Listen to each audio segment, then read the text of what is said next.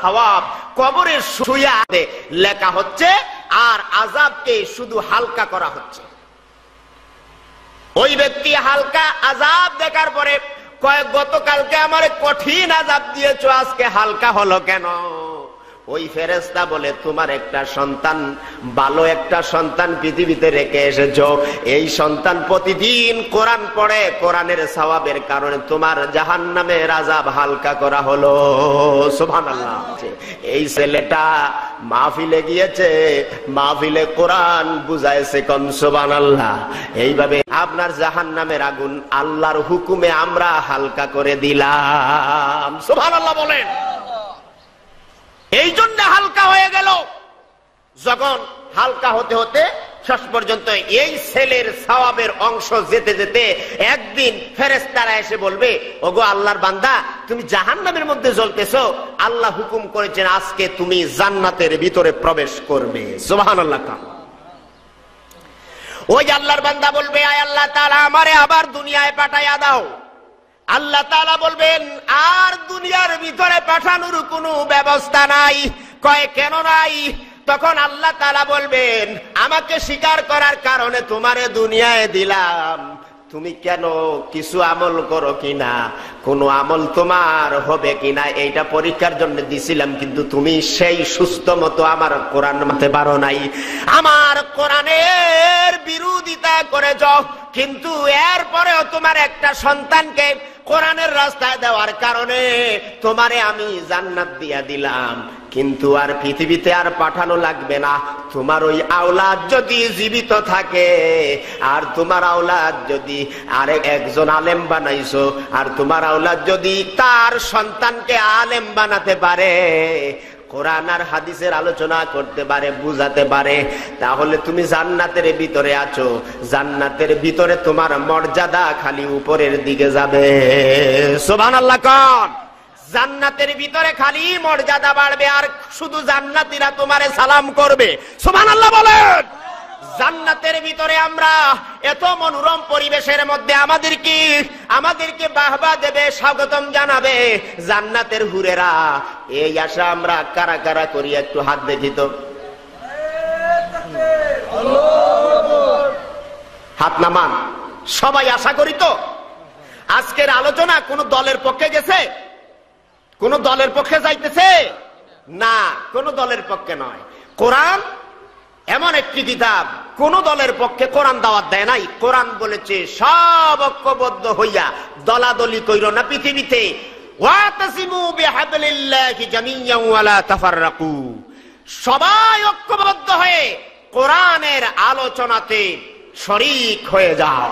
সুবহানাল্লাহ। এখন ওই যে লেখক, কোন একজন সাহিত্যিক, কোন একজন লেখক যদি হয়, তাহলে তার সুনাম আছে না কুনাম? জোরেগণ। কাজী নজরুলকে আপনারা ভালোবাসেন না বাসেন না?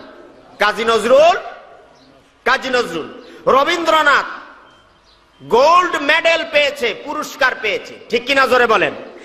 সে একজন খুব ভালো মানুষ, কিন্তু মরে গেলে পরে এই লেখকের আবার খবর আছে, ঠিক কিনা জোরে বলেন? এখন আমার ভাইয়েরা, মূল ঘটনা হইল এই গ্রামের লেখক আর ডাকাত, এই দুইজনকেই একই কবরস্থানে মাটি দেওয়া হয়েছে। মাটি দেওয়ার পরে লেখক, তার আযাব হচ্ছে, লেখকেরও আযাব হচ্ছে। ওই তার সন্তানকে ভালো বাসা দিয়া, স্নেহ দিয়া, মমতা দিয়া তাকে যে কোরআনের জন্যে বিলাই সময়, ওই লেখক জোরে জোরে হাঁক দিয়া বলতেছে, ভাই ও তো বল্টু মিয়া, আমার নাম সল্টু, তোমার নাম বল্টু, তুমি জান্নাতে চলে যাচ্ছ, কিন্তু আমি যে এখনো জাহান্নামের আগুনে জ্বলতেছি, তুমি কি আমল করেছো? আজকে ফেরেশতারা তোমার আযাবকে হালকা করে জান্নাতে নিয়ে যাচ্ছে। তখন ওই জান্নাতি, ওই ডাকাত ব্যক্তি তো জান্নাতের দিকে যাবে আর বলবে, ও আমার ভাই, তুমি শুধু লেখছো, খালি ভালোবাসার বইগুলি লেখছো, এই ভালোবাসার বইগুলি ছাপা হয়েছে। এই ছাপা হওয়ার পরে যতজন লোক এই বইগুলি পড়ে পড়ে শয়তানের রাস্তায় গেছে, ওই এই লেখার কারণে, ওই রাস্তায় যাওয়ার কারণে আজকে শুধু পাপ হচ্ছে, তোমার আযাব খালি বেশি বেশি হচ্ছে। নাউযুবিল্লাহ। একজন লেখকের লেখনী পড়ে যদি কোন সন্তান, যুবতী আর যুবক যদি শয়তানের রাস্তায় পাড়া দেয়, তাহলে এই শয়তানের রাস্তায় গিয়ে শয়তানি বদমাশি করলে যতটুকু পাপ হয়, এই পাপের অংশ প্রত্যেকটা লেখক তার আমলনামার মধ্যে পাবে। নাউযুবিল্লাহ। এই জন্যে জাহান্নামের রাস্তা ত্যাগ করে এখনো সময় আছে। মুসলমানরা যাদের হায়াত আছে, এখনো সময় আছে।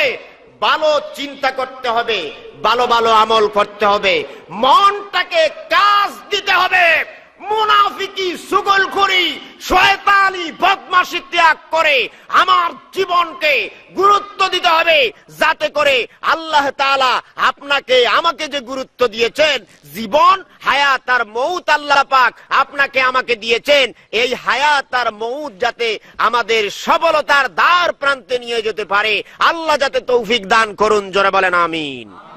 আরো জোরে বলেন আমিন। আরো কিছু ব্যাখ্যা করি। আমার ছেলেকে মন্ত্রী বানায় দিলাম, আমার ছেলেকে প্রধানমন্ত্রী বানায় দিলাম, মনে করলাম আমিও সফল, আমার আওলাদ সফল, আমার এলাকা সফল, আমার দেশ সফল, সব সফলতার দ্বার প্রান্তে পৌঁছে গেলাম। অথচ আপনি আমি যারা মুসলমানরা ছেলেকে মেম্বার বানালে পরে আপনি নিজে দায়ী হলেন এবং আপনার সন্তানটাও দায়ী হলো। এই এলাকার ভিতরে যত হত্যা হবে, জুয়া খেলা হবে, জেনা হবে, ব্যভিচার হবে, লুণ্ঠন হবে, চুরি হবে, ডাকাতি হবে, কাটাকাটি হবে, মারামারি হবে, হত্যা হবে, জাগানিয়া ঠেলাঠেলি হবে। আর আপনার ওই মেম্বার ছেড়ে যদি সমাধান যদি কোরআন আর হাদিস দিয়া যদি না দিতে পারে, তাহলে আল্লাহর কসম করে বলি এই মেম্বার হয়ে লাভ নাই। কিয়ামতের ময়দানে আল্লাহ রাব্বুল আলামিনের কোরআনে আয়াত আছে, এই মেম্বার কিয়ামতের ময়দানে এই মেম্বার গিয়া দাঁড়াইয়া আল্লাহর দরবারে এই কওমের ভিতরে যতজন লোক আছে, এলাকার ভিতরে যতজন লোক আছে, সকলের হিসাব তো দেওয়া লাগবে। তার পরিবার আর তার সংসারকে কিভাবে চালায়েছে এটাও সে আল্লাহর দরবারে জবাব দিতে হবে।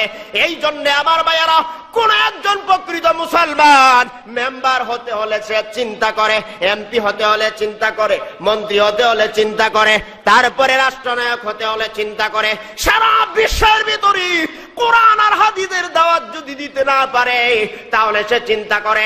এই জন্য পৃথিবীর বুকে একটা দল আছে, যেই দলের লোকেরা একজন সেক্রেটারি থেকে, একজন সভাপতি থেকে ধরে আমির যদি নির্বাচিত হয়, যেই আমির নির্বাচিত হয়, এই আমির বলে আমি যোগ্য নই, আমি যোগ্য নই, আমি যোগ্য নই, এটা আমি চালাতে পারবো না। কেন এই কথা বলে? কারণ সে কোরআন জানে আর হাদিস জানে, আল্লাহর দরবারে জবাব দিতে হবে। কোরআনের যদি দাওয়াত যদি দিতে না পারি, হাদিসের দাওয়াত যদি দিতে না পারি, আর কোরআনের কথা বলে যদি মানুষকে হেদায়েত দিতে না পারি, আল্লাহর নবী যেভাবে দাওয়াত দিয়েছেন এই দাওয়াতটা যদি সঠিকভাবে দিতে না পারি, তাহলে কিয়ামতের ময়দানে আল্লাহ আমাকে আসামি বানায় দিবেন। এই মেম্বার হওয়ার কারণে, সভাপতি হওয়ার কারণে, দলের সেক্রেটারি আর সভাপতি হওয়ার কারণে, দলের আমির হওয়ার কারণে কিয়ামতের ময়দানে আল্লাহ রাব্বুল আলামিন এই দলের ব্যাপারে প্রশ্ন করবেন, কোরআনের কতটুকু দাওয়াত দিয়েছো না দলের পক্ষে কথা বলেছো, নিজের স্বার্থ হাসিল করেছো, এলাকার আর স্বার্থ হাসিল করো নাই, এলাকার সম্পদ এনে মেরে খেয়েছো, তোমার জীবনকে জীবন বলো নাই।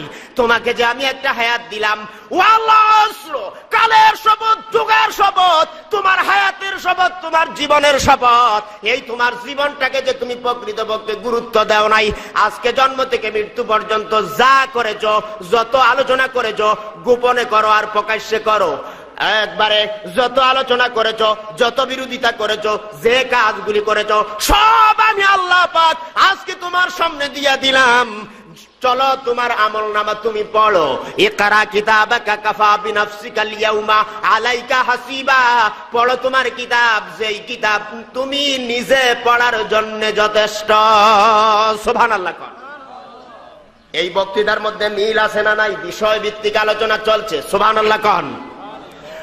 মিল হলো আপনাকে আল্লাহ বলবেন আপনি পৃথিবীতে তো কোরআন পড়েন নাই, হাদিস পড়েন নাই, আপনি তো আমল করেন নাই, কোরআন পড়তেও জান নাই, আপনার ছেলেরেও পড়ান নাই, মেয়েরেও পড়ান নাই, নিজেও পড়েন নাই, খালি আপনি গায়ক হয়েছেন, আপনার সন্তানরে একটা গায়ক বানালেন, আপনি নাচ করেন, আপনার সন্তানকে নাচনি বানালেন, মানি নর্তকী বানালেন। নাচতে নাচতে এই নাচের আসরের মধ্যে, এই মাহফিলের মধ্যে যতজন লোক হয়েছে, এখানে যদি সোনা বন্ধুর আসর হইত তাহলে এই প্যান্ডেলে তো জায়গা দেওয়া দূরের কত, 6 প্যান্ডেল এলাকা জুড়ে যদি এখানে গানের আসর করা হতো, মানুষের জায়গা দেওয়া যেত না। ঠিক কিনা জোরে বলেন? এই জন্য আমার ভাইয়েরা, এই জন্য ও গায়কের গোষ্ঠীরা, ও শয়তানি বদমাশি যারা করো, তোমাদেরকে জানাইয়া দিচ্ছি আমার আল্লাহর কোরআন তোমাদেরকে আহ্বান করে, এখনো সময় আছে, ছেড়ে দাও। হায়াত থাকতে এখনো বুঝো, সময় থাকতে এখনো বুঝো। ওয়াল আসর ইন্নাল ইনসানা লাফি খুসর, নিশ্চয় আল্লাহ তাআলা বলেন নিশ্চয় মানুষ ক্ষতিতে আছে, ইল্লাল্লাযিনা আমানু, যদি ঈমান আনো, ওয়া আমিলুস সালিহা, নেক আমল করো, ওয়া তাওয়াসাউ বিল হক, আর সত্যের প্রতি আহ্বান করো, ওয়াতাওয়াসাউ বিসওয়াব, এবং ধৈর্য ধরার কথা বলো, তাহলে দেখবা তোমার জীবন সফল হবে। এখন আমার ভাইয়েরা, মিল হলো কবরের মধ্যে যখন আপনাকে শোয়া দেওয়া হবে, তখন মুনকার নেকির 2 জন ফেরেশতা আসবে, বলবে মার রাব্বুকা ওয়া মা দীনুকা মান হাজার রাজুল। ফার্সিতে করা হবে না, হিন্দিতে করা হবে না, উর্দুতে করা হবে না, নাগরিতে করা হবে না, এক কথায় প্রশ্ন করা, প্রশ্নের জবাব আপনি কেমনে দিবেন, এই দিবেন, এই নাকি এই যে জীবনটা আপনি কাটাইয়া দিলেন, একটা চিন্তা করেন, এই 3টা প্রশ্নের জবাব আপনি কিভাবে দিবেন চিন্তা করেছেন নাকি? করেছেন নাকি? কে কে আমরা এই চিন্তা করছি? একটু হাত দেখি তো। নাই, অল্প হাত। সবাই হাত তোলেন, হাত তোলেন, কেউ হাত না তুলে রাখবেন না, সবাই হাত তোলেন, ছোট বড় সবাই।